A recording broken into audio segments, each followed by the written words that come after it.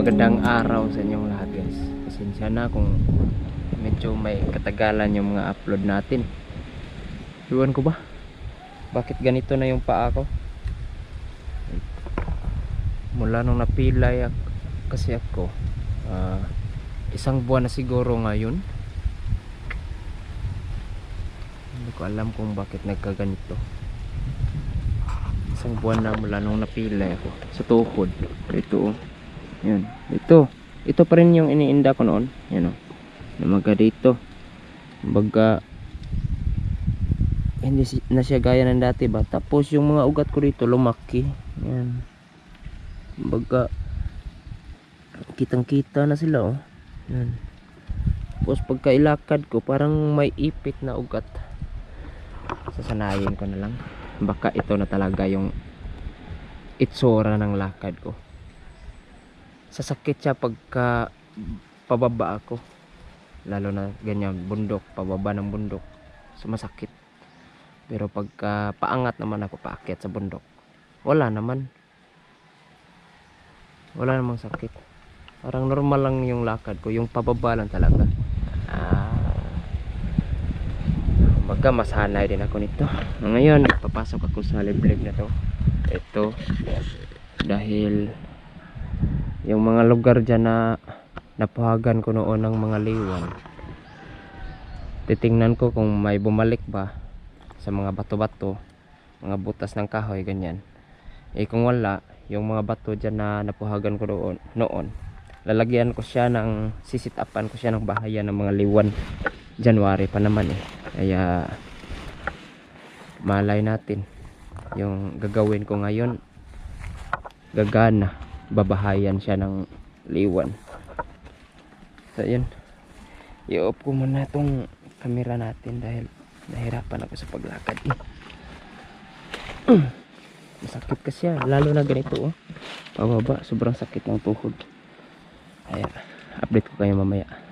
Dito ako noon guys oh, dito may napuhag ako dyan oh, dyan sa butas na yun. Pero pangit ngayon may tubig kasi oh, ayun oh, galing sa ilalim. Kaya hindi ko na lang yan nalagyan ng bahaya nila. Dyan sa ibaba may tubig pa din, basa pa talaga ang lugar. Kaya sigurado ako na hindi din to babahayan ng pukyut, liwan. Kaya hanap lang tayo.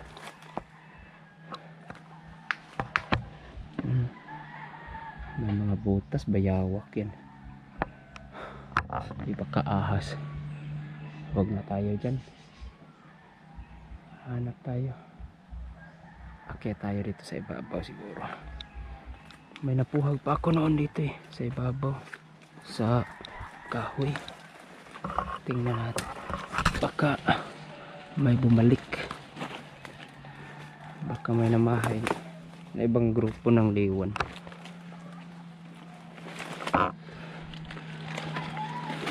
Sobrang basa ng lugar may hero ko, delikado sa paa yan.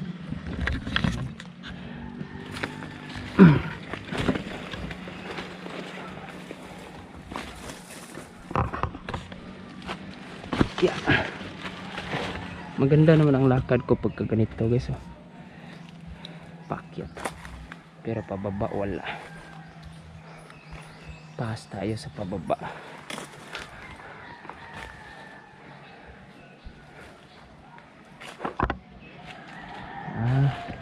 Nabulok na yung kahoy. Nabulok na yung kahoy guys. Wala namang labas pasok.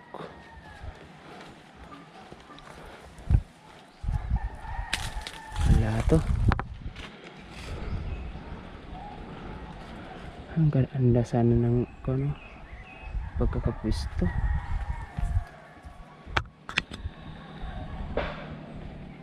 Kala ko pa naman meron.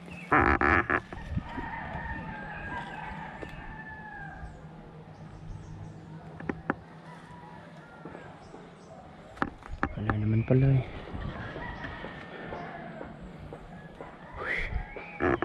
Kaya Wala. Ganyan lang kasimple. Lipa tayo guys. Ano bang nangyayari sa akin eh? Yung mata ko naman. Ayun.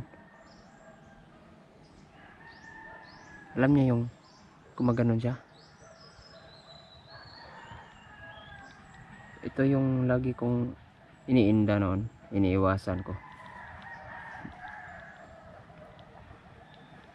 Biglang nagblur to eh.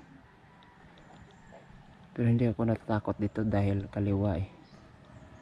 Pero kung kanan, delikado. Bigla-bigla na lang to eh. Oh.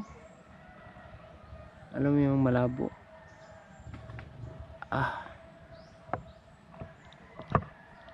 Hindi ko muna ito ilalakad.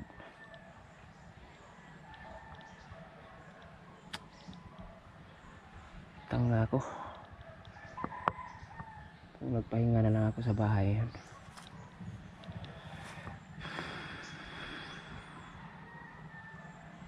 Tagal to, mga kalahating oras to.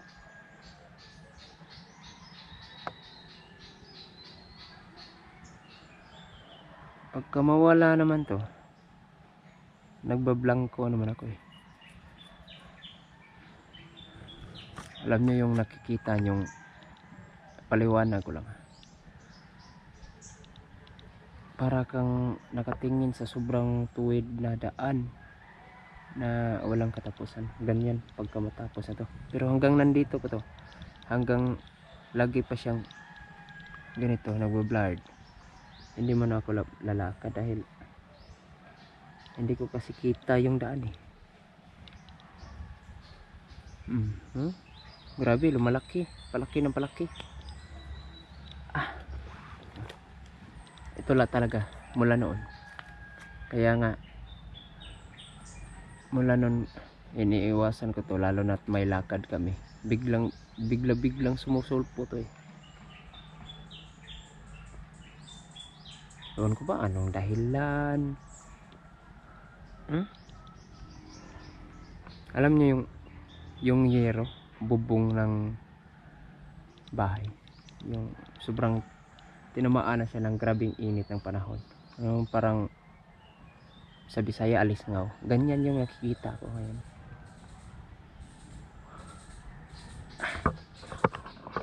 Wala akong ibang magawa nito kundi upo lang talaga.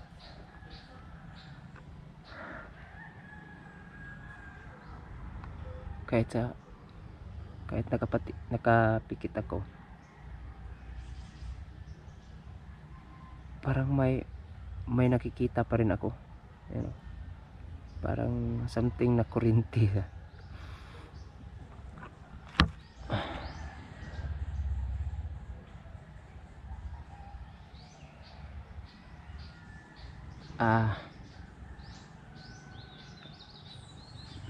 Sorry.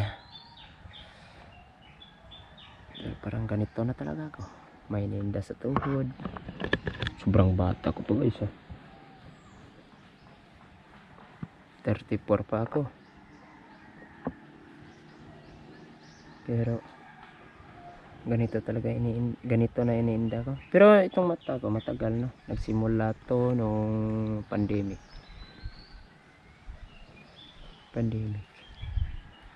Pero pagka wala to, ito naman yung alam niyo yung mga sakit ng ulo pagka yan, sobrang expose mo sa init or di kaya nagutuman ka, nalipasan ka ng gutom, di ba? Tayong mga tao pagka nalipasan tayo ng gutom or grabe expose natin sa init, sumasakit ulo natin. Pero ako wala ako nun. Ang problema ko lang ito naman, grabing expose ko sa init, biglang sumusulpot to. Kung nalipasan ako ng gutom, bigla namang sumusulpot to. Pagkatapos kahit kakain pa ako niyan or sobrang expose ko sa init, maligo man ako o hindi, pagkatapos kong ma-expose ng grabing init, maligo man ako o hindi, pagka gustong lalabas nito, Lalabas at lalabas to.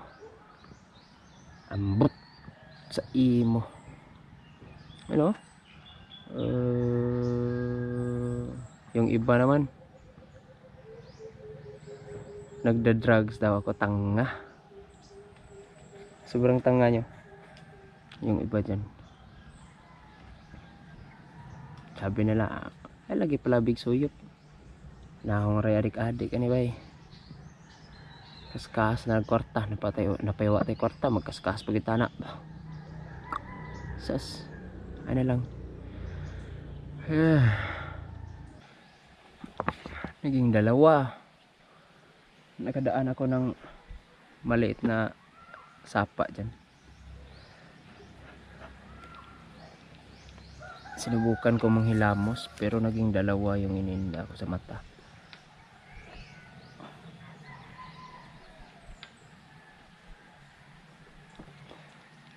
Hindi ko nakita. Lumipat kasi ako eh.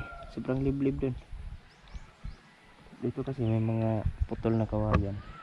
Yung kaso na mamanhid yung likod ko nito. Dito muna ako magpapalipas ng oras. Matulog ba?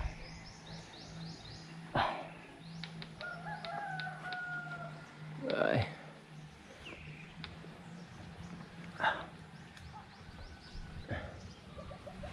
Hindi ko nakita yung kapaligiran. Pawala na. Salamat. Kaunti na lang. Sa ibabaw na lang ng mata ko. Kanan na. Dito na lang. Pero madilim ba yung paningin ko. Dandahanin ko na lang ilakad to. Patungo dun oh. Ay, salamat sa Panginoon. Okay.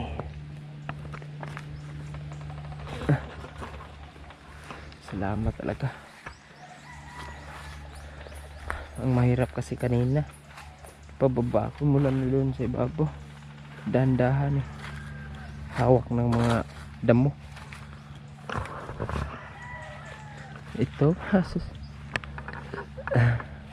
Op ko muna. Mahirapan ako sa paghawak ng mga damo dito. Simula nang sumakit na manhid yung dito sa likod ko. Likod ng liig. Liig ba? Liig. Salamat talaga. Uwi na lang tayo guys. Ang manhid talaga yung aking likod. Ayan. Sinsya na.